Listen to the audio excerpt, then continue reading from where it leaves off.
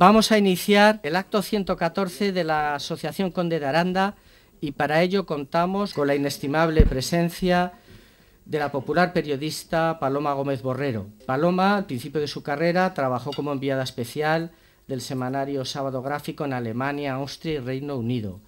Durante 12 años fue corresponsal de Televisión Española en Italia y en el Vaticano, siendo la primera mujer corresponsal en el extranjero de la televisión nacional. Y además de la televisión, yo creo que te cesó el famoso Calviño, sí, que era el hombre había que cesar esa que hablaba del tío de blanco. Muy sectario. Luego la tertulia igual nos da un poco de juego también esa historia, esa época histórica. Tiene un amplio conocimiento de la Santa Sede, ha realizado pues todos los viajes con el Papa por el mundo, ha visitado más de 160 países. En la actualidad sigue formando parte del séquito de periodistas que viaja en el avión de Benedicto XVI en sus visitas pastorales. También posee un alto conocimiento de la vida social, política, cultural de Italia, donde reside con su familia como una romana de adopción. Tiene muchos reconocimientos, pero yo sé que hay dos que son los que realmente ella le dan mucho orgullo, que es la Orden de Isabel la Católica, que fue el rey de España el que lo propuso y se la concedió, y luego es dama de la Orden San Gregorio Magno, que fue el propio Papa Juan Pablo, que también se la concedió.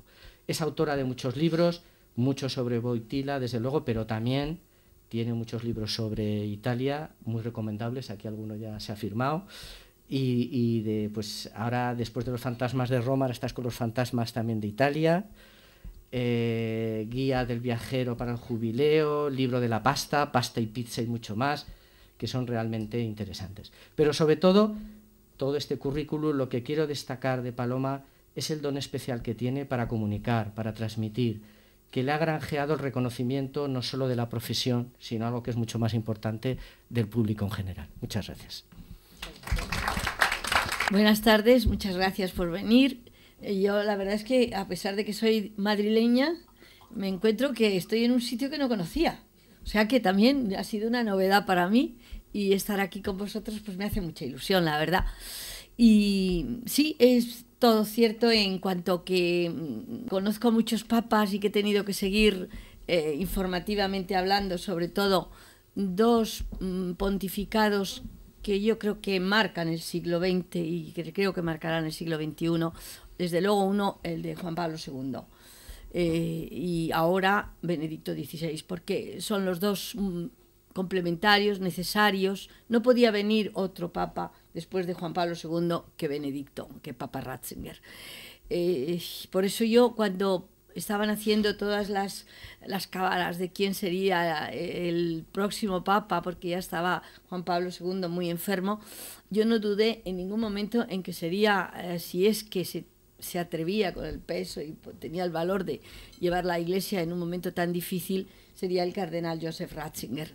Por eso, cuando el cardenal protodiácono anuncia el nuevo, vamos, que hay fumata blanca y quién va a ser el nuevo papa, dijo el protodiácono: "Habemus papa, un eminentísimo, un reverendísimo", y dice: "Josephus digo Ratzinger". Y había 4 que se llamaban Josephus, o sea que me podía haber equivocado, pero no, no me equivoqué, y desde entonces tenemos un papa en un momento muy difícil como el que estamos viviendo en todos los sentidos, no solo para la Iglesia, sino también para el mundo. Y creo que, a pesar de ser una persona muy mayor, tiene 85 años recién cumplidos, creo que tiene un valor y un coraje y una tolerancia cero con ciertas cosas, como estamos viviendo ahora, incluso en la Iglesia, que es admirable. Yo les comparo a Juan Pablo II y Benedicto XVI como esos dos movimientos del corazón, sístole y diástole, o sea, uno para adentro, otro para afuera.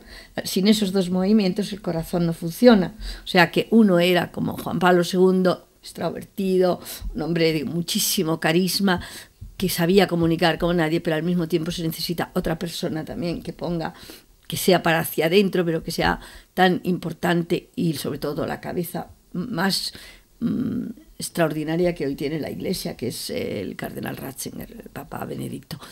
He hecho los 104 viajes con Juan Pablo II, que suponen, me parece, 36 veces dar la vuelta al mundo en kilómetros, y llevamos 26 viajes, si no me equivoco, con Benedicto XVI. El próximo será en septiembre al Líbano, un viaje difícil y peligroso porque va a una parte de Oriente, frontera con Irak, con Israel, en fin, yo creo que será muy difícil y delicado como viaje. Pero hemos venido de Cuba, México y Cuba, pero vamos, realmente lo que ha contado era Cuba. Así que eso por la parte vaticana, que yo empiezo con Juan Pablo II, como yo le dije un día, santidad le he visto nacer, y se me quedó mirando, digo, de papa. Y sí, porque yo estaba en la Plaza de San Pedro transmitiendo para Televisión Española la Fumata, que es uno de los momentos más emocionantes que hay. No tenemos el nombre de quién es el sucesor de Pedro, estamos todos a la espera de saberlo a través de una chimenea pequeñita que sale del tejadillo de la Sistina y que a través de humo blanco o humo negro nos comunica qué es lo que está pasando dentro de la capilla con los cardenales electores. Yo recuerdo el 15 de octubre, cuando estamos a la espera de la hora de la fumata, veo un montón de monjas españolas y de curas españoles, tanto que me llamó la atención. Bajé a estar con ellos un rato mientras esperábamos el transmitir por Mundovisión, cuando digo, ¿cómo es que hay tantas, están ustedes tantos aquí? ¿Qué ha pasado? ¿Por qué? Dice, pero hija, ¿no sabes que hoy es Santa Teresa? ¿Y cómo no nos va a dar Santa Teresa Papa? No nos lo dio Santa Teresa, tuvimos que esperar al 16, al día siguiente, pero luego comprendimos por qué. Porque el día siguiente era Santa Eduvigis, reina polaca, y yo creo que en el cielo deben estar también muy bien educados, y Teresa le debió decir a Eduvigis, mira, como es polaco, para ti, así que por eso esperamos otro día. Y bueno, a partir de ese momento hasta cuando tuve también el privilegio que me concedieron de poder despedirme de Juan Pablo II ya muerto en la Sala Clementina antes de bajar el cadáver a la Basílica, poder estar todo el tiempo que quise con la familia del Papa, es decir, con el secretario, con el médico, con las religiosas que cuidaban al Santo Padre. Hasta ese momento yo creo que pues le seguí, como le dije, santidad llena de arrugas apostólicas me ha dejado, porque con tanto viaje, con tantos 27 años y medio siguiéndole, y luego me toca un papa distinto, al que yo admiro mucho, sin que tengo que reconocer tenga ese cariño tan especial que yo tenía por Juan Pablo II, porque fueron muchos años, y conociéndole muy bien en tantos lugares del mundo como le he visto estar con la gente y decir las cosas y cómo las decía. Esto en cuanto a Italia. En cuanto a Vaticano, en Italia pues sí me ha tocado vivir la democracia cristiana, el asesinato y la muerte de Aldo Moro, todos los fenómenos de la mafia. Me ha tocado el largo periodo de Berlusconi, que bueno, ya se llaman las cosas que decía y hacía Berlusconi berlusconadas. Y ahora este momento dificilísimo, económicamente quizás, bueno, igual de difícil que en España, con otros matices diversos, pero también momento muy grave para la economía italiana. Con un hombre que es un técnico, con mucho prestigio como profesor, que naturalmente lo apoyan todos los partidos, como es Mario Monti, porque el que se va a quemar va a ser Mario Monti, que no es de ningún partido. Con lo cual todos le apoyan, y cuando ya ponga un poco en orden la economía o lo que pueda hacer en Italia, pues será cuando se lo carguen, y entonces alguien, o de un lado o de otro, se quedará en las elecciones con el gobierno. Imagino que querréis saber cómo era Juan Pablo II y cómo es Benedicto XVI.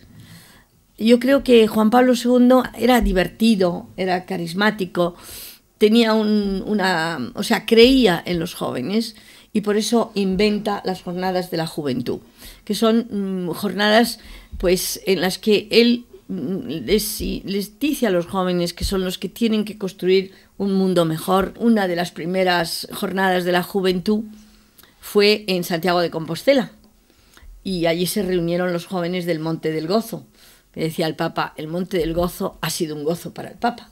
Era todavía ese momento en el que Europa estaba con el muro de Berlín. Juan Pablo II lanzaba esa idea que los franceses llamaban la utopía voitigua, de una Europa unida en sus raíces cristianas desde los Urales al Atlántico.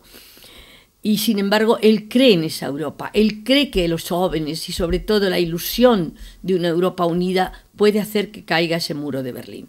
Y en Santiago de Compostela es donde también lanzará el discurso de Europa más hermoso y más importante que se ha escuchado nunca, que fue allí: Europa, sé tú misma, sé el faro de la civilización, el mundo se está mirando en ti. Muchos jóvenes del este no pueden llegar, algunos sí, sobre todo de Polonia y de Hungría, pero el resto de Europa del este, pues ninguno tiene permiso, ninguno puede ir. Pero ahí ya vemos que es posible que ese muro se pueda caer. Y bueno, fue un encuentro importante, un encuentro divertido, porque también con los jóvenes que le escenifican los problemas que tiene la juventud, y se los escenifican bailando, cantando.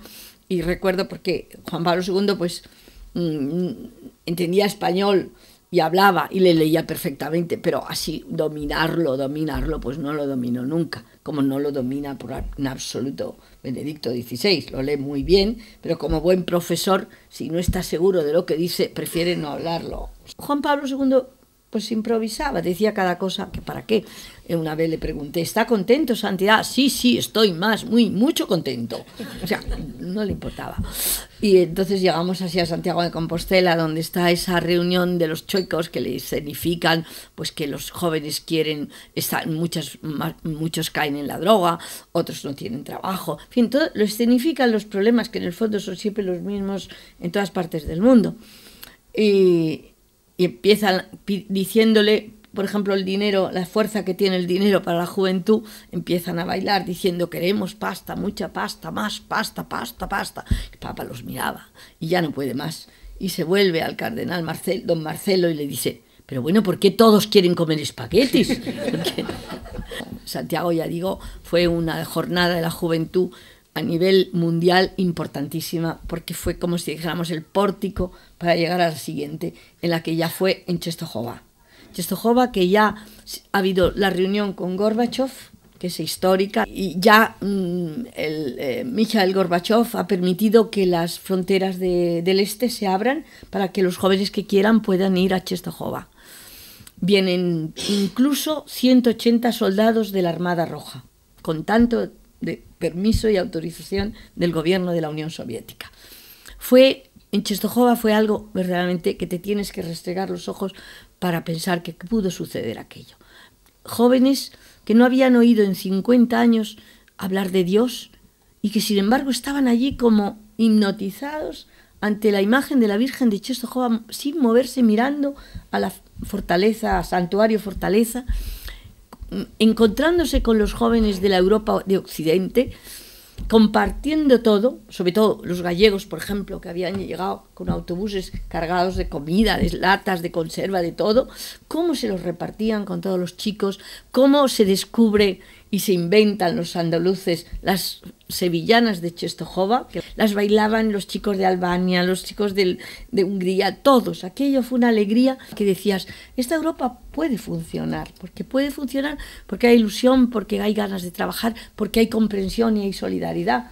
Entonces aquello para mí fue importante, de verdad, ese momento de Czestochowa. Como Juan Pablo II, pues cuando les iba nombrando a los chicos, pues aplaudían y gritaban bien al Papa, así. Y cuando llegan a los españoles y les nombra a los españoles, empiezan todos los chicos a una torero, torero, torero. Claro, el pobre Papa no tiene ni idea qué están diciendo, ¿no?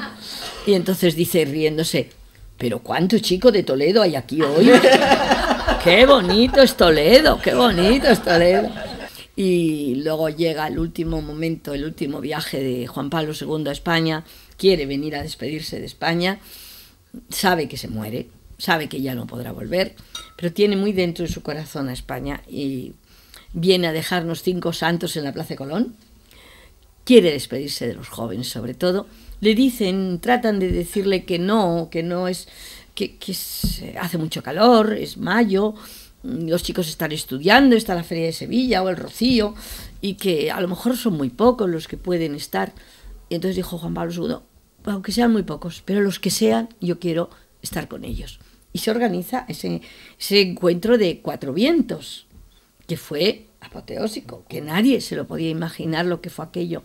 Había que verlo, ¿verdad? Estar allí o seguirlo a través de televisión, pero fue impresionante, con un papa que empiezan a decirle que es joven, y dice él, improvisando, sí, soy un joven de 83 años, cuando dirá aquellas frases también improvisadas, se puede ser joven y seguir a Cristo.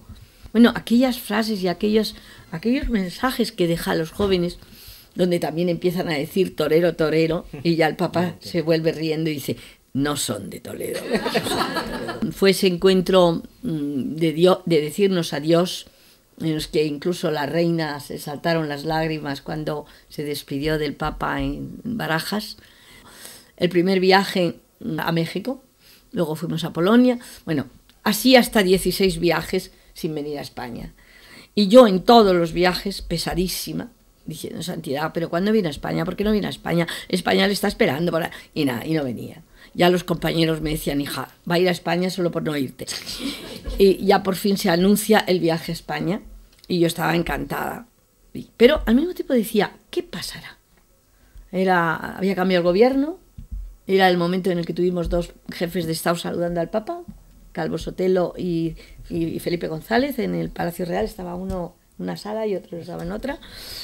Y decíamos, ¿qué pasará? ¿Cómo le recibirá? Yo después de tanto decir que por qué no venía, decía yo, ¿y cómo le recibiremos? ¿Le recibiremos con esa alegría de México, ese entusiasmo, o con esa frialdad de Turquía? No sabía, tenía mis dudas. De todas maneras, estaba muy contenta.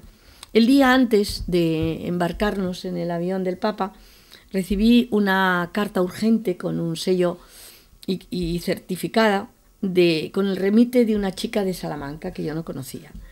Efectivamente, abro la carta y me dice, no me conoces, pero por favor ayúdanos a hacer posible lo que mi hermano Víctor nos pide en esta carta que dirige a mi madre y que no la hemos encontrado hasta hoy. Y ya cuando la hemos encontrado, porque mi hermano Víctor, que estudiaba el último año de medicina en la Universidad de Salamanca, ha muerto y él lo sabía la enfermedad que tenía. Ya ha dejado escrita esta carta a mi madre, pero ya nos dicen que es imposible porque el programa del Papa está lleno hasta el minuto. A ver si tú nos puedes ayudar. Y me manda la carta de Víctor. La carta de Víctor se despedía de su madre, de su novia, de sus hermanas. Era una carta muy conmovedora, muy bonita. Pero luego le decía, lo que sí te pido, madre, es que la capa de tuno se la des al Papa cuando él venga a España, porque cuando él venga yo ya no estaré. Y era lo que quería. Entonces yo la carta me la meto en el bolsillo de la chaqueta que iba a llevar en el avión al día siguiente y digo, es difícil que el Papa venga a hablar con nosotros cuando el viaje es tan corto, pero nos viene y nos saluda. Pero yo se lo hago llegar la carta seguro con el jefe de seguridad. Y me la metí en el bolsillo de la chaqueta. ¿Y cuál es mi sorpresa? Cuando estábamos desayunando, llevábamos 1 hora de vuelo, los periodistas estamos en la cola del avión, en el centro está el séquito del Papa y delante, junto a la cabina de los pilotos, es el sector del Papa. ¿Y cuál es la sorpresa? Que viene Chivín y me dice, de parte del Santo Padre, que pases que quiere saludarte. No había ocurrido nunca, que me quiere saludar. Sí. Y yo me voy, llego a donde está sentado el Papa y el secretario me hace la señal de que me quede ahí. El Papa leía el breviario y no hacía caso, estaba leyendo. Y entonces en ese momento aparecen 2 reactores que, como siempre que sobrevuela el avión del Papa cielo español, lo manda el rey para hacer escolta el tiempo que estemos en cielo español. Es decir, si vamos a África o vamos a Portugal y son 5 o 10 minutos de cielo español, esos 5 o 10 minutos o el tiempo que sea, llevamos 2 F-18, uno a cada lado del avión. Y cuando estoy así, de repente veo los 2 F-18, digo, ay, estamos en España, de la aviación española. Pero me han dicho que me quedé ahí me quedé. Cuando sale el comandante de Alitalia, que llevaba el avión, y se acerca al Papa y le dice: Santidad, de parte de la torre de control de las Islas Baleares, hemos entrado en el espacio aéreo de España y me comunican para que le haga saber que todas las campanas y todas las sirenas de los barcos en las islas están tocando porque España le da la bienvenida. Entonces el Papa, que luego me enteré, había dicho cuando entremos en España llamarla, me hace el señal de que me acerque. Le digo: gracias, Santidad, tantas veces como le he pedido que viniera a España, por fin viene a España. Yo sí que estoy feliz, hija, de venir a España, porque el Papa quiere mucho al pueblo español. Y entonces cogí la carta que llevaba en el bolsillo y le dije: y no se baje, por favor, Santidad, sin leer esta carta, que es muy importante. Y le dejé la carta de Víctor, no sabía lo que había ocurrido. Llegamos a Madrid, aquella apoteosis de entusiasmo con el que fue recibido por toda la avenida de María de Molina, todo fue precioso.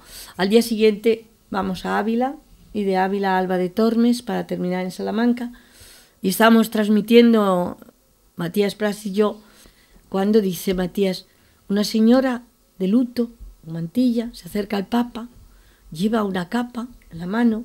Dijo: la madre de Víctor. Entonces lo conté, dice: ¿Quién es? Entonces conté lo que yo sabía, lo mismo que había contado ahora, pero no sabía qué había pasado. Y sí, vimos que allí tocaban clavelitos, pero no sabíamos más. Y por la noche la hermana de Víctor me llamó para decirme que le habían avisado a su madre de parte directamente de Juan Pablo II para que fuera ella misma la que entregara la capa de su hijo. Y no solamente entregara la capa de su hijo, sino que la tuna de medicina donde él tocaba, mientras tanto estuviera tocando aquello que más le gustaba a Víctor. Y tocando clavelitos, el Papa recibió de manos de la madre de Víctor la capa de su hijo y se la llevó al Vaticano. Bueno, él fue un primer viaje que tuvo ese momento para mí muy entrañable y muy bonito. Y luego todos los otros muchos viajes, 5 veces a España vino.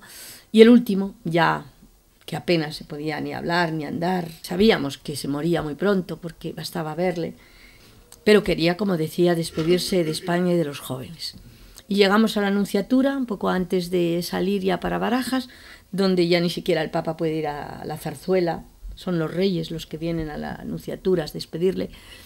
Y estamos lo que llaman el pool de periodistas que entra y que hace pues 5 minutos de imágenes para ver qué es lo que en ese grupo, que éramos poquísimos, entré yo también. Y ya nos dicen, bueno, ya habéis visto, y estaba el Papa en el centro, a la derecha suya estaba sentado el rey, a la izquierda la reina. Vimos cómo iban vestidos, vamos, el Papa siempre de blanco, claro, no cambia modelo, pero la reina, en fin. Y ya cuando nos dicen que nos marchemos, ya nos vamos, porque son 3 minutos o 4 lo que estamos, cuando el Papa me llama y me dice que no, que me acerque, que quiere saludarme. Y acá me llama el Papa, no me van a decir que no. Y entonces saludo a su majestad y a la reina también. Luego me acerco al Papa y le digo: bueno, Santidad, gracias por venir a decirnos adiós otra vez a España. Dice: es que sabes que el Papa quiere mucho al pueblo español. Y entonces le dije, digo: ¿ha visto cómo le hemos recibido? Dice: qué grandes santos tenéis, qué gran juventud, qué gran pueblo es España. Y esas fueron las últimas palabras que yo escuché de Juan Pablo II en España. Luego ya seguimos a otros 2 o 3 viajes más y luego ya le vi cuando ya había muerto. Esto en cuanto a Juan Pablo II. Benedicto XVI le hemos visto ahora en este último JMJ, que le ha quedado muy dentro, habla constantemente de ese encuentro de Madrid, al igual que no puede olvidar un hombre que ama mucho la belleza, el arte, la cultura, cuando estando en Barcelona, en la Sagrada Familia, empuja la puerta del perdón y se encuentra con esa maravilla de Gaudí, que la llamó esa catequesis de piedra, y se quedó verdaderamente, yo creo que está sin habla, viendo aquella toda iluminada, toda aquella grandiosidad.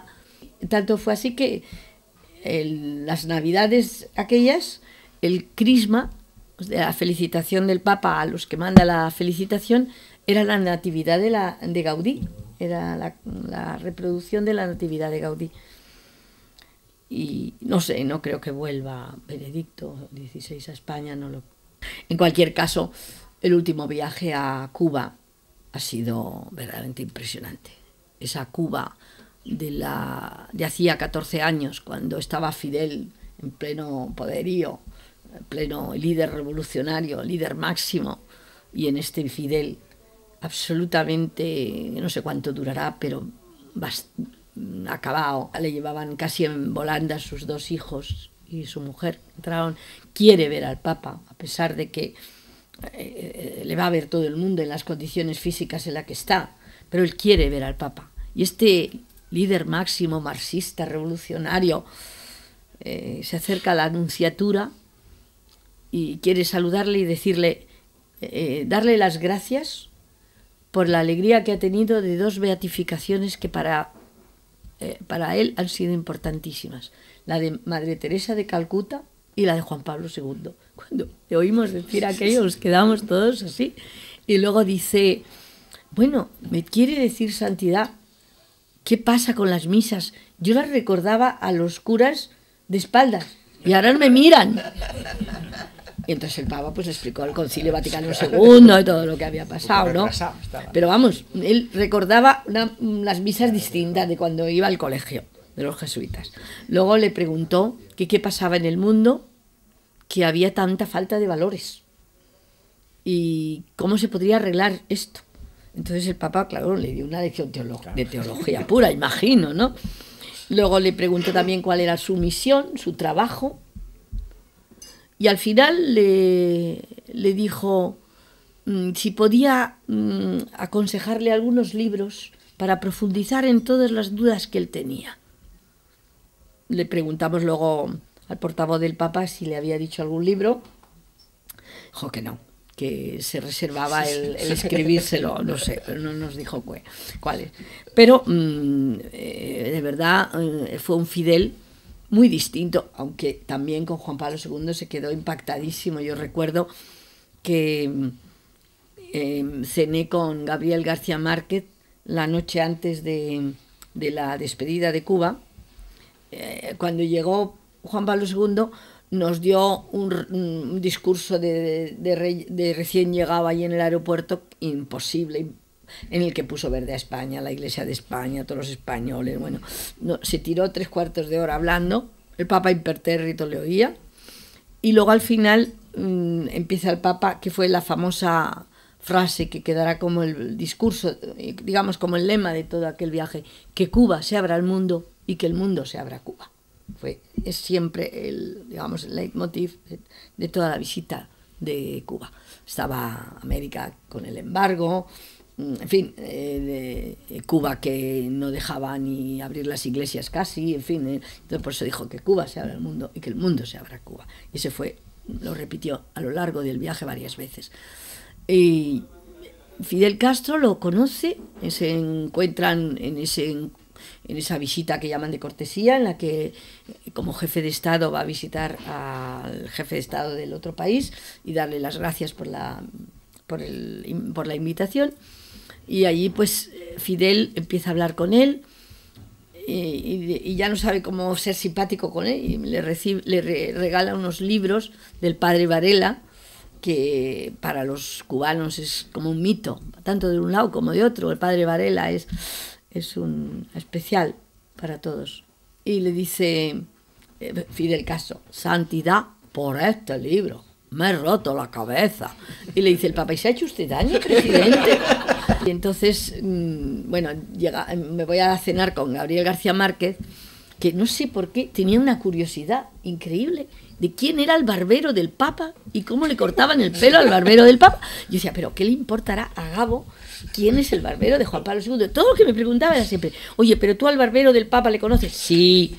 ¿Y cómo le corta el pelo? Pues como a ti, exactamente igual, ¿no? ¿Y qué hace el barbero del Papa? Pues mira, tiene una barbería en Borgo Vittorio, que está al lado de la Puerta de Santana, y cuando necesitan que vaya, pues le llaman por teléfono el secretario y él cruza, se entra en el Vaticano, le corta el pelo y le peina y... Oye, pues yo querría hablar con el barbero del Papa. Y dale con el barbero del Papa. Digo, va a escribir una novela. Como 100 años de soledad, va a ser 100 años de un barbero. Le dice, oye, háblame ahora también un poco de Juan Pablo II, porque es que yo no me explico. Fíjate, el presidente, es difícil que no nos veamos cada día o nos hablamos por teléfono, y desde que ha venido Juan Pablo II, pues no me ha llamado. Y solamente me ha llamado esta noche para invitarme mañana a la misa en la Plaza de la Revolución. Y le digo, Gabo, no dejes de ir, porque verdaderamente vas a vivir una página de la historia de Cuba inolvidable. Pero bueno, va. Si yo voy a la Plaza de la Revolución, con el Che Guevara que nos mira de una pared, con Fidel Castro, con todo el gobierno, el Papa, vamos, yo pienso que estáis todos locos. Digo, pues verás que va a ser importante. Y la verdad es que fue. O sea, en la misa de adiós, en ese primer viaje, ese único viaje de Juan Pablo II, pues estaba en primera fila Fidel Castro, estaba a su lado Gabo, luego estaba el hermano Raúl, todo el gobierno, y luego 1 millón y pico de personas. La mayoría no había ido en su vida a misa, ni tenía ni idea. Muchísimas de esas van vestidas de blanco, las santeras, ¿no? Esas también ahí vestidas de santera. Allí había un popurrí que no se entendía mucho, pero bueno. Y llega el momento de la homilía y de verdad, si yo no hubiera estado allí y me lo hubieran contado, quizás no lo hubiera creído. Porque de repente llega el momento de la homilía y empieza el Papa a hablar de la libertad y de la fuerza de la libertad que da Cristo. Y empiezan los otros, libertad, libertad, a gritar. Fidel que se demuda. Y empieza, y dice el Papa, es la libertad, pero la libertad que da Cristo la que tenéis que buscar. Y luego habla de las raíces de la Virgen Caridad de Cobre. Pues vuestra identidad está en la Virgen de la isla, la Virgen vuestra, no podéis perderla. Bueno, fue un discurso, se habló del alma cubana. Bueno, fue un discurso importantísimo, precioso, en el que terminado eso empieza el credo, pero como no se lo sabe casi nadie, empiezan a preguntar el Papa, ¿creéis en Jesucristo, único Dios? Sí, creemos. Y así, porque no se lo sabían. Y ella pregunta y respondían, sí, creemos, sí. Y de repente, cuando termina de rezarse el credo, en aquel calor tremendo que había, corre un viento, todas las banderas que había, empieza un viento extraordinario, un viento que movía toda... Y dice el Papa improvisando, es el viento del Espíritu que está soplando sobre Cuba. Entonces nos quedamos así. Y luego, después de ese viento, que digo que es que estaba allí, si no, no lo creo, empiezan a caer como 5 gotas de agua, como un bautismo colectivo. Fue algo tan increíble. Bueno, termina la misa, llega el momento del Padre Nuestro, todos los obispos cubanos le van a dar la paz a Fidel Castro. Fidel Castro sabía qué estaba allí pasando. Además, porque como él se quedó con la misa preconciliar, claro, no tenía ni idea. Pasó lo que a Felipe González la primera vez que fue a una misa con un jefe de Estado aquí, que como había ido a las del colegio y luego no volvió, al momento de darse la paz, se vuelve al general y le dice, ¿qué? ¿Ya se marchó? Pues eso es lo mismo que le pasaba al pobre Fidel, ¿no? Que no tenía ni idea de lo que estaba allí pasando. Todos dándole la mano, dándole la paz, y no sabía qué. Bueno, termina la misa y nos vamos al aeropuerto. Y allí estaba previsto un discurso que da Fidel Castro, cortito, el Papa que vuelve a repetir que Cuba se abra al mundo y que el mundo se abra a Cuba. Y entonces Fidel improvisa y le dice, Santidad, gracias por su visita. Cuba nunca olvidará su visita. Gracias por lo que ha dicho que compartimos y gracias también por aquello que podemos no compartir. Vuelva, Santo Padre. Cuba le espera. Y así se marchó de Cuba.